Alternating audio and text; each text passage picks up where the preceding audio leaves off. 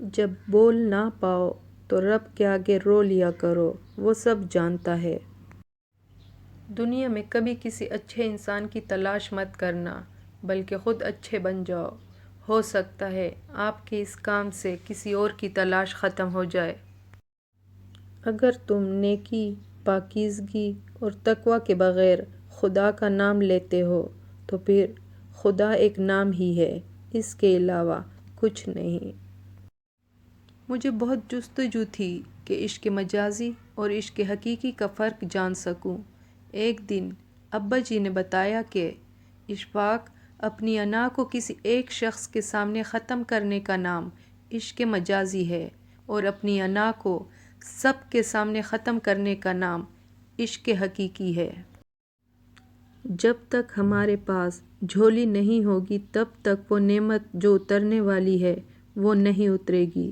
رحمت ہمیشہ وہیں اترتی ہے جہاں جھولی ہو، اور جتنی بڑی جھولی ہوگی اتنی بڑی نعمت کا نزول ہوگا۔ اپنے اخلاق سنوارنے اور بہتر انسان بننے کا نام تصوف ہے۔ درود و وظیفے اس کا سہارا ہیں۔ کچھ لوگ سمجھتے ہیں کہ ذکر کرنے سے سارے مرحلے طے ہو جاتے ہیں۔ ان بیچاروں کو کسی نے سمجھایا ہی نہیں کہ معاملات اور اخلاق کی درستگی کے بغیر وظیفے کاٹ نہیں کرتے۔ کوشش کرو جس چیز کے لیے تم خود ترس رہے ہو کوئی دوسرا آپ کی وجہ سے نہ ترسے، پھر چاہے وہ رشتے ہوں، خوشیاں ہوں یا سکون ہو۔ میں نے پوچھا، بابا جی حسد کیا ہے؟ کہنے لگے، رب کی تقسیم سے اختلاف رکھنا۔